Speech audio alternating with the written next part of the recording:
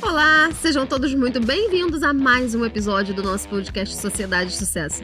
Se você ainda não me conhece, muito prazer, seja bem-vindo. Meu nome é Juliana Guerra, eu sou advogada de empresas há 15 anos e eu criei um Instagram onde eu falo todos os dias para empreendedores que empreendem em sociedade. Então, se você quer fazer sociedade de modo que você preserve o teu dinheiro, as tuas amizades e o teu negócio, cola aqui porque é sucesso.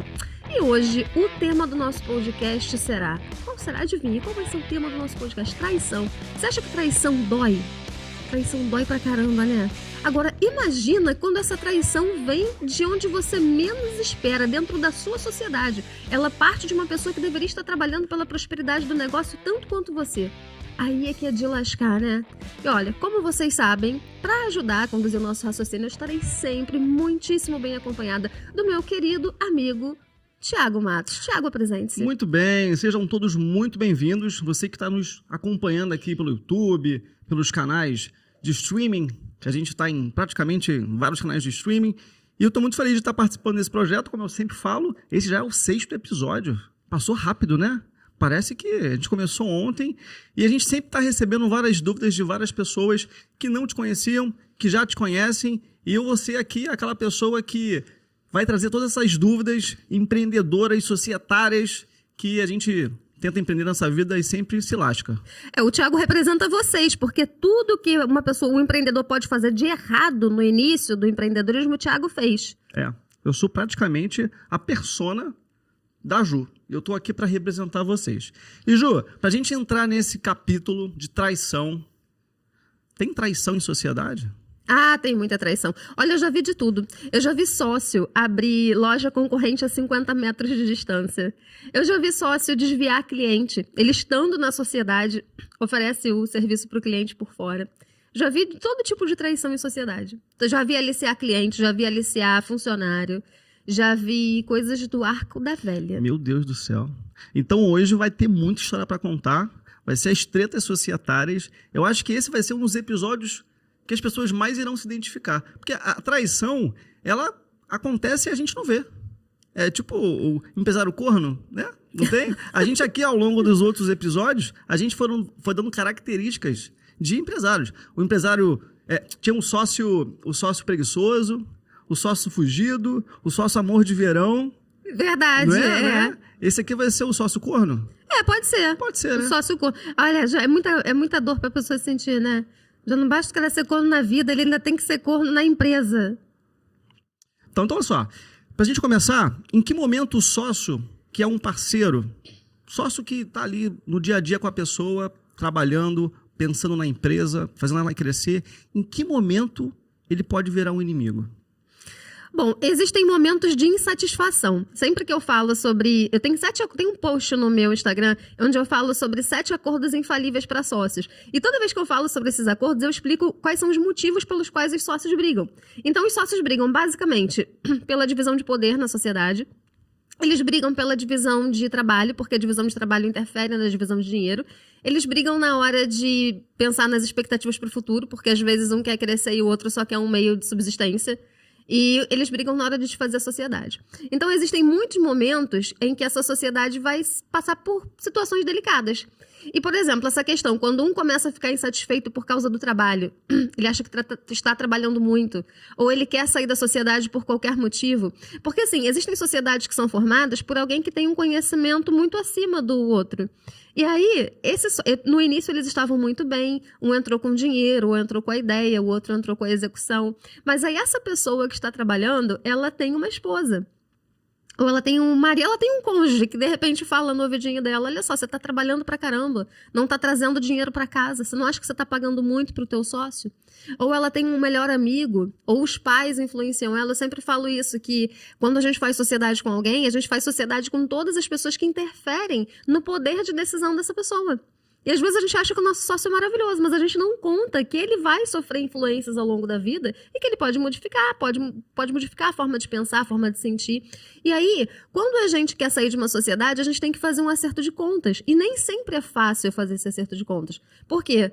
Você tem que fazer uma proposta para comprar a parte do seu sócio ou vender a sua parte para o seu sócio. E é delicado. Se vocês não colocarem no contrato quais são os critérios que vocês vão usar para avaliar essa empresa, quem está vendendo acha que o valor da participação dela é mais alto e quem está comprando acha que o valor é mais baixo. Então, quando a gente se sente num beco sem saída, quando nós nos sentimos encurralados, o que a gente tenta fazer? Encontrar um jeitinho. E é nesse momento que muita gente tem uma espécie de surto e ele acha que ele está livre para, estando dentro ainda daquela relação societária, abrir uma empresa concorrente e começar a prospectar clientes por esse concorrente. Então, as pessoas, por elas não entenderem que existe uma regra do jogo na formação da sociedade, por elas não entenderem que existem deveres, existem direitos e deveres aos quais nós estamos obrigados quando a gente faz uma sociedade, por você não entender isso, você acha que você tem o direito de concorrer, estando ainda naquela relação, você tem o direito de concorrer com aquela empresa. Não tem, porque a sociedade é como um casamento. Primeiro você encerra aquele casamento para que você possa se casar novamente. Deveria ser assim, né, Thiago? Tá certo que tem gente que acumula casamento, mas o certo é a gente encerrar aquela relação amorosa e é a poligamia societária. Né? Adorei. É a poligamia societária.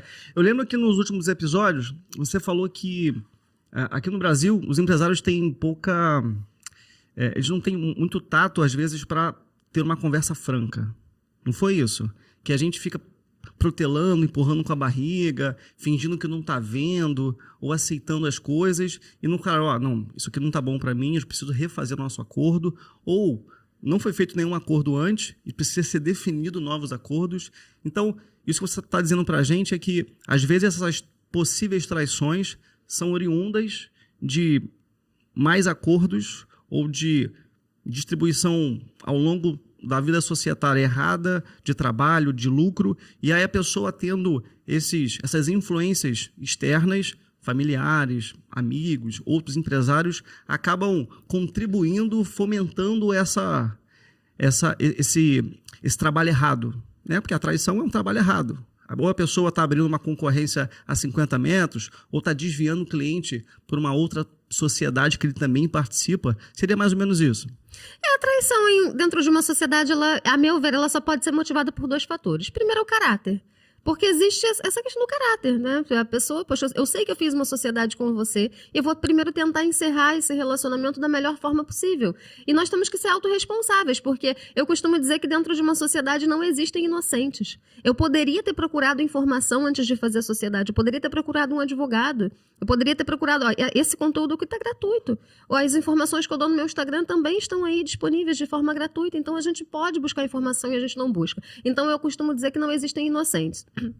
Então, por isso que eu falo, a traição dentro de uma sociedade, você se arrependeu, você vai fazer algo que você não deveria, em primeiro lugar, você tem que ser uma pessoa que os teus valores pessoais te permitem fazer isso.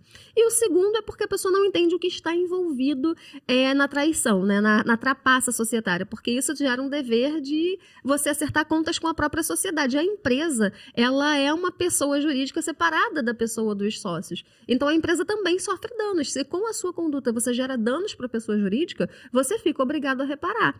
Então, ontem, por exemplo, eu gravei um Reels falando sobre isso e postei. O sócio, quando ele começa a dar sinais de que ele está deixando de entregar aquilo que ele se comprometeu a entregar, ele precisa ser imediatamente advertido.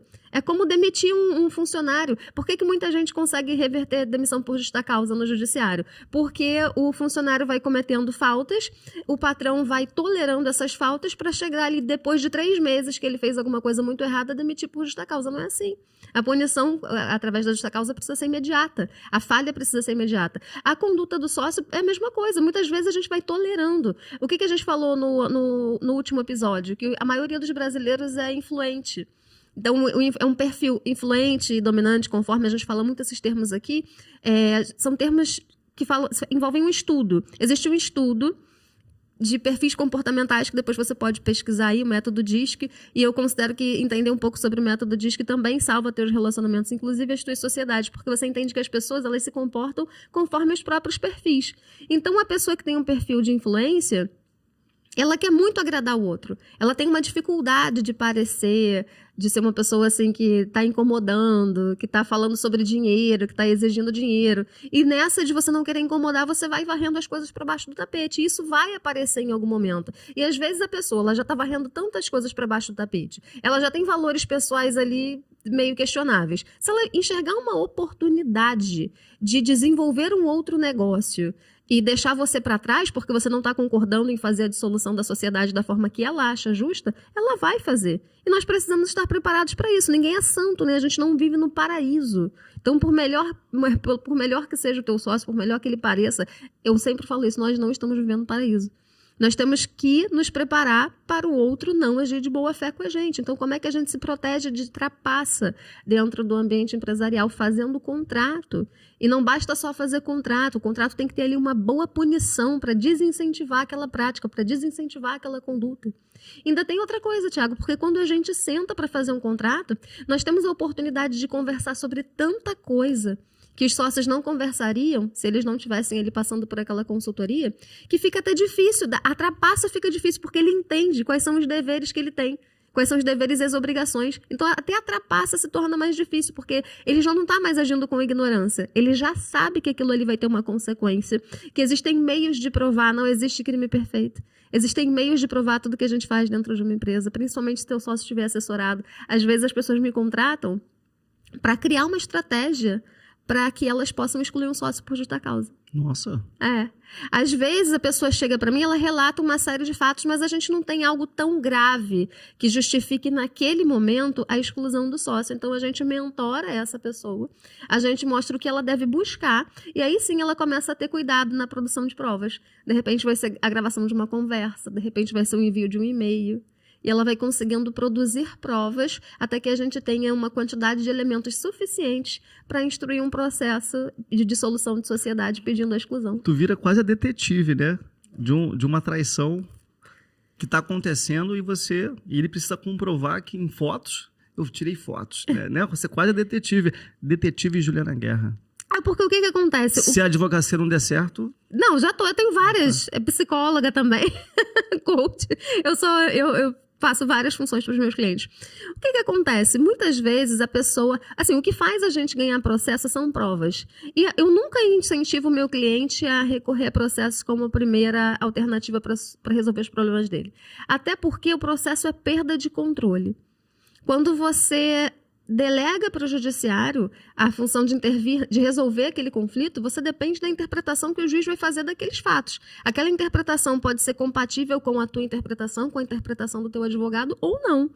Ou seja, você não tem mais o controle do que você vai ganhar, se você vai ganhar ou se você vai perder. A única coisa que você pode fazer é contratar um advogado especialista, o advogado vai te orientar a reunir as provas, ele vai criar a melhor narrativa que ele puder, mas a partir daí é com o juiz.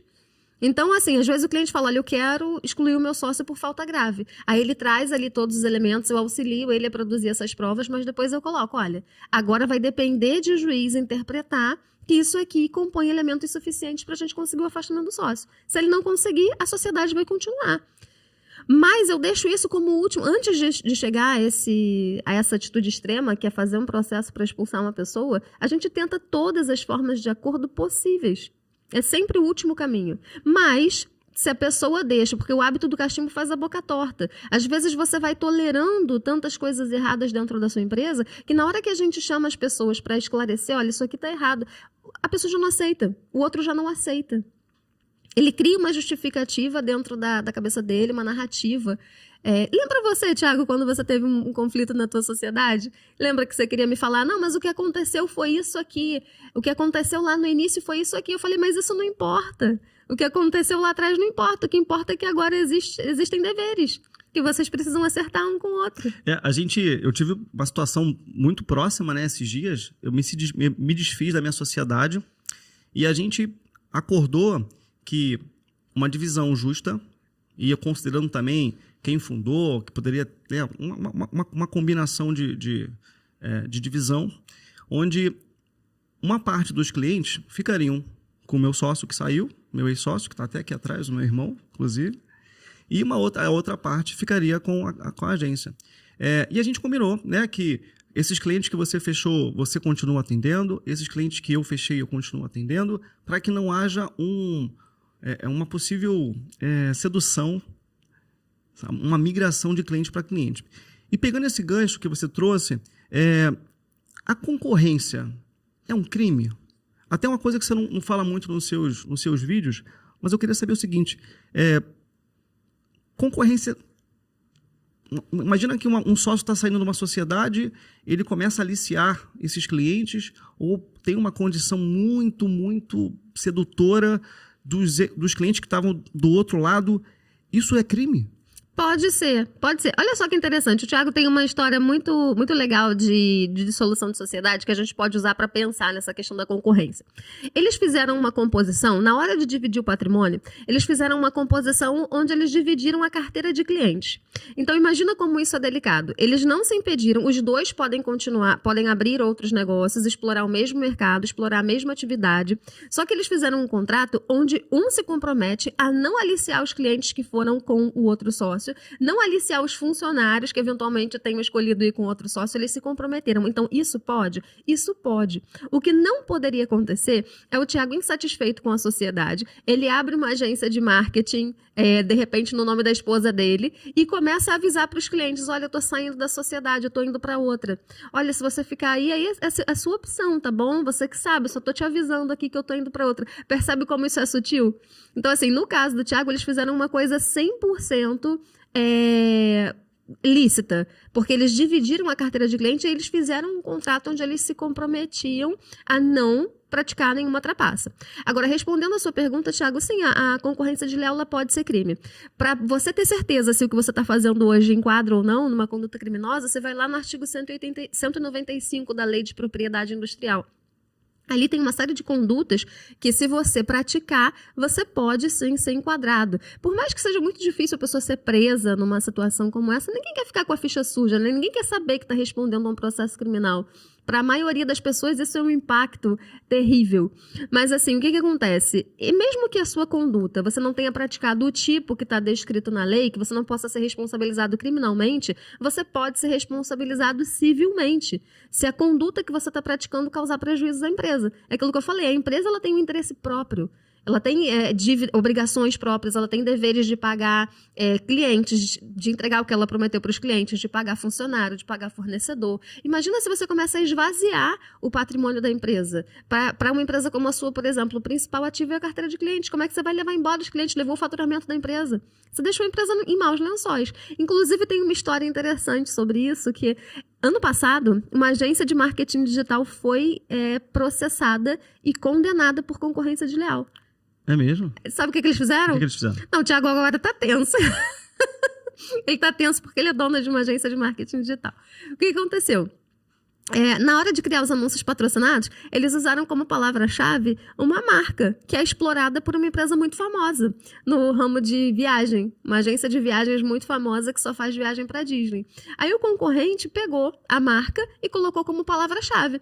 Ou seja, todas as vezes que a pessoa fazia pesquisa procurando pelo nome do concorrente, aparecia o link patrocinado dessa agência, que estava se apropriando de uma marca que não pertencia a ela como palavra-chave. Aí deu processo. Aí o que essa agência que estava usando o link fake, né? Não era um link fake, mas assim, desviando a clientela. Eles alegaram que isso é uma questão de livre concorrência, do livre mercado. Desviar clientes é uma prática totalmente lícita, totalmente normal. Aí os desembargadores entenderam o quê? Tudo bem, a livre concorrência é permitida, mas o que você não pode fazer é usar meio fraudulento para desviar a clientela de outra pessoa. E você também não pode usar um direito de propriedade intelectual que não te pertence. Então, a marca, a pessoa, o titular da marca, tem direito de propriedade intelectual sobre aquela marca.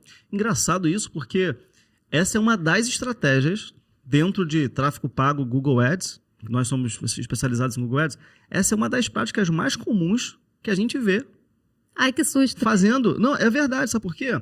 Quando você uma empresa nova está entrando no mercado e quer ser associada a alguma marca que é de referência, é comum selecionar as palavras-chave, os nomes dos concorrentes, para que você também apareça. O que você não pode fazer, no bom senso, é ter um site igual do seu concorrente, com o mesmo nome que o seu concorrente, o anúncio ser o nome do seu concorrente, mas você anunciar a palavra do concorrente, isso é comum de fazer. Comum. O que não... É que nem... Existem algumas palavras-chave que são registradas. E aí essa você não consegue nem anunciar. Por exemplo, Google Ads. Google Ads, você não consegue colocar um anúncio Google Ads, porque o Google é uma palavra de uma marca registrada. Mas você aparecer para quem pesquisa Google Ads com outro texto, que não... É porque você não pode induzir a pessoa a ela acessar um site que ela acha que pode ser. Exatamente. Você chegou no X da questão. Você não pode usar um meio fraudulento para induzir aquele cliente a erro. Nesse caso, para você ver como é que o judiciário é uma caixinha de surpresas. Provavelmente essa empresa não é a única que faz isso. Pega ali o nome, a marca explorada por outra pessoa e usa ali como palavra-chave. Não é a única que faz isso. Mas, inclusive, a gente vai inaugurar um quadro aqui nos próximos dias que se chama Todo Mundo Faz, Mas Não Devia. Boa, gostei desse quadro. Pois é. Então, essa é uma das práticas. Eu estou trazendo aqui uma novidade para vocês. É sempre importante, porque o mais importante do que a gente acha, do que o nosso senso comum, é entender como é que o tribunal entende determinadas práticas, como é que os tribunais, né, os tribunais espalhados pelo país entendem essas práticas. Então, tome cuidado, porque a concorrência desleal, ela é um tema amplo. Ela acontece nesse ambiente corporativo entre sócios, mas acontece mesmo fora de uma estrutura societária, mesmo que essa concorrência não parta de um sócio, você pode estar sendo vítima de concorrência desleal e sofrendo prejuízo na tua empresa. E dentro do marketing digital tem tantos recursos para fazer isso, sabia? Assim, você consegue extrair, um bom exemplo, tá? Você consegue extrair base de seguidores de uma página específica só porque os dados são públicos. Olha isso. Eu posso entrar dentro do seu perfil e extrair todos os seus seguidores. Imagina, aí cria uma comunicação parecida com a minha, né? De repente uma pessoa com um perfil parecido, fisicamente parecido, uma estratégia de comunicação parecida. Não tão bonita quanto você, não tão carismática. E nem falando tão rápido quanto você, porque você fala bem rapidinho. Eu quero encontrar um influencer que fale como se estivesse narrando uma partida de futebol. Eu quero ver, isso aí é difícil. E as pessoas entenderem... Podem te copiar, mas não vão conseguir. Pois é, não vão, gente. Quer me copiar é fácil, quero ver ser eu. Quero ver ficar lá no grupo mandando mensagem 3 horas da manhã. Ó, até quebrando aqui o protocolo, a Ju, ela vai dormir 2h30 da manhã, 6h30 da manhã já correu 5 quilômetros. É isso aí. Todo dia é isso. Todo dia. Hoje já... E eles sabem que é verdade. Mas agora, Thiago, você me critica porque eu não paro, mas você responde. Claro, pô, você merece. Né? Se 3h30 da manhã ele tá me criticando, é porque ele tá respondendo também. Então, workaholic é assim. Mas, ó, voltando pro nosso episódio, a gente poder se estender, né? Não se estender tanto e chegando ao finalzinho do nosso episódio, a pessoa que tá ouvindo agora deve estar assim, caramba, eu tenho muitas coisas que eu preciso estar olhando para a minha sociedade, para que ela seja uma sociedade próspera e talvez até perceber se está acontecendo alguma atitude suspeita. Que tipo de situação essa pessoa que não sabe que está sendo traída, ela poderia perceber? Para que ela, de repente, volte atrás e converse com o sócio ou ajuste o contrato, os acordos societários. Quais situações que você hoje pega nos seus atendimentos como advogada que possa ser uma possível traição? Olha, assim, a gente precisa pensar em tudo aquilo que incomoda. Vou dar um exemplo prático. Eu peguei uma dupla de sócias, meninas jovens, fofíssimas, empreendedoras super, com aquele gás de empreender. Só que uma delas é publicitária. E ela presta... Uma das funções que a gente descreveu que ela vai exercer para a empresa que elas estão montando é cuidar do marketing da empresa. Vai cuidar de toda a publicidade da empresa que elas estão montando. Só que ela também trabalha como publicitária para empresas concorrentes.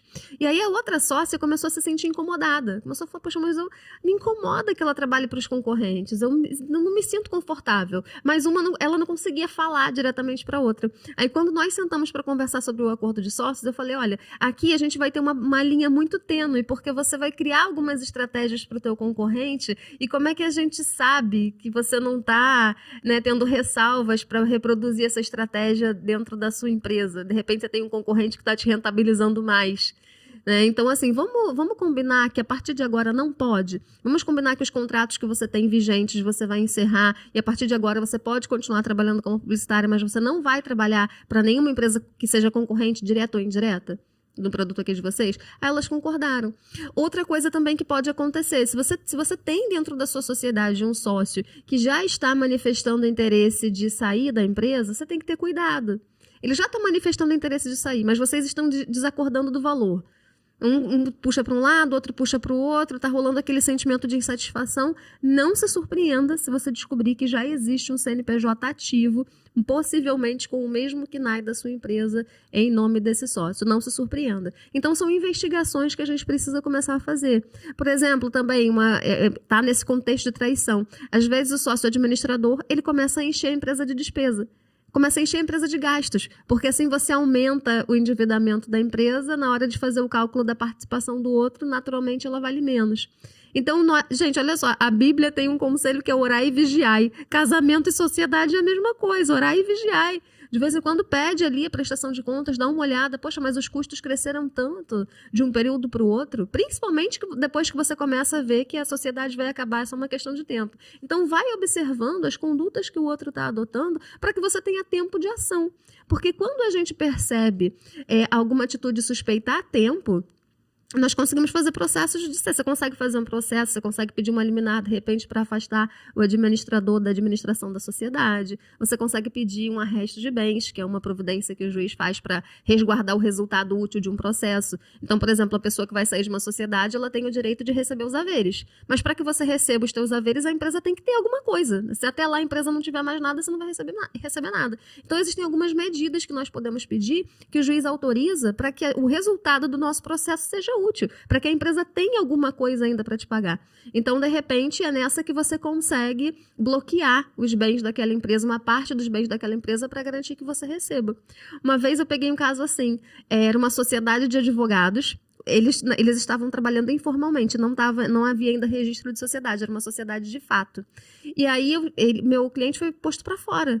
Simplesmente eles brigaram e uma das sócias mandou uma carta dizendo que no dia seguinte ele não entrava mais na empresa. Aí ele me consultou, nós fizemos uma consulta, eu desenhei para ele como ele teria que fazer o processo. Eu falei, olha, você não precisa me contratar para fazer o processo. Eu vou te orientar como você vai fazer a petição desse jeito aqui, esse processo vai pedir o reconhecimento da sociedade de fato, vai pedir a sua reintegração. Porque você não pode, excluir um sócio, dissolver uma sociedade é algo protocolar. Existe um procedimento que a gente precisa seguir. Você não fala para o outro, olha, amanhã você está fora. Isso não existe. Aí ele fez tudo certinho. Aí me mandou a petição, doutora, eu sei que não está perfeito, mas você acha... Eu falei, olha, está perfeito assim. Sabe por que está perfeito? Porque o juiz vai entender o que aconteceu e vai conseguir te dar a tutela que você precisa. E dito e feito. Aí ele, no dia seguinte, ele me ligou e falou, Juliana, você não vai acreditar no que aconteceu. O próprio juiz disse para eu pedir o bloqueio da conta, porque a primeira coisa que elas vão fazer é zerar a conta. Aí o juiz falou, olha, se eu fosse você, eu pedi o bloqueio da conta, porque elas vão zerar, tu não vai receber nada. Caramba, olha como é muito complicado. E é engraçado isso, porque quando a gente vai montar uma sociedade, a gente primeiro não faz acordo, segundo não tem contrato social. E a gente também não investiga com quem a gente está criando sociedade. A gente junta o nosso tempo com o tempo todo. Ou junta tempo com dinheiro. Tempo com dinheiro. E para as pessoas que estão te conhecendo agora, estão vendo o seu podcast, estão te escutando, o Sociedade de Sucesso, o curso que você criou, ele orienta essas pessoas que estão montando uma sociedade ou que até já tem uma sociedade vigente para olhar esses acordos? Com certeza. O tema central do Sociedade de Sucesso são os deveres societários. Então, a gente passa por todas as etapas de formação de uma sociedade. A gente entende os tipos de sociedade. Por exemplo, a sociedade que eu formo com o meu sócio, que é advogado, é diferente da sociedade que eu faço com o Thiago para explorar uma atividade empresária, para vender um infoproduto. Então, a gente aprende que existem tipos de sociedades diferentes. Aí, a gente aprende a fazer acordos. Cada uma das sociedades exige que a gente faça um tipo de acordo diferente. Aí, depois, a gente aprende a fazer contrato, a gente aprende a dissolver a sociedade e dentro disso a gente também passa por temas acessórios. Nós temos módulos adicionais onde eu falo sobre a diferença entre lucro e prolabore, sociedade compostas por sócios que fazem investimentos desiguais, às vezes um sócio entra com trabalho, outro sócio entra com dinheiro. Tem que ter uma inteligência contratual para fazer a equivalência desses investimentos. Então o curso, ele não responde a nenhuma pergunta específica. Às vezes a pessoa compra o curso e fala, Juliana, eu tô com um conflito assim, assim, assim, eu queria saber a resposta. Eu falei, o curso não é para isso. O curso é para te dar a regra do jogo da sociedade. É formação e rompimento. Formação, rompimento e dinâmica societária. O curso nunca vai substituir, talvez, um atendimento individual, né? Porém, ele vai preparar você a olhar a sua sociedade, a montar sociedade com muito mais conhecimento, sem amadorismo, que a gente sempre fala aqui. E para a gente se caminhando para os próximos capítulos, A gente vai ter um convidado muito especial no próximo episódio. E a gente vai. Vai? Ele faz o que da sua vida? Olha, é um advogado que nós nos conhecemos na internet. E ele também, ó, sabe aquela história que eu sempre peço pro pessoal me mandar? Histórias que tenham gritaria, baixaria e confusão. Sim, sim. Ele também tem, porque ele também só trabalha para a empresa. Ah, é teu concorrente? Não é meu concorrente porque ele atua em outro nicho. Mas ele também, ó, é baixaria, confusão e gritaria. E ele vai trazer aqui no próximo episódio. Só uma provinha, que tema é esse? Olha, sabe aquelas coisas que todo mundo faz, mas não devia? Quer saber o que você está fazendo nesse momento na sua empresa, mas não devia? Então fica aqui, porque esse vai ser o tema do nosso próximo episódio. Então é isso, muito bem. Quero agradecer a presença de todos que estão nos ouvindo pelo Spotify, que estão nos vendo pelo YouTube. Eu sou o Thiago, essa é a Ju, minha parceira de negócios e também desse projeto. Fiquem ligados e mandem suas dúvidas para que a gente possa trazer essas dúvidas e ser respondidas diretamente pela Ju. Ju, qual é o teu Instagram pro pessoal poder te seguir? Ele sempre faz isso comigo, gente. Ele sempre. É juliaguerra.advogada. É porque ele sabe que eu me enrolo na hora de falar qual é o meu Instagram. Aí ele sempre faz isso. É juliaguerra.advogada. Agora eu gravei. Tá certo. Não caia mais no pegadinha. Vamos pra cima. Obrigada, Thiago. Tchau, pessoal. Até a próxima. Tchau, tchau.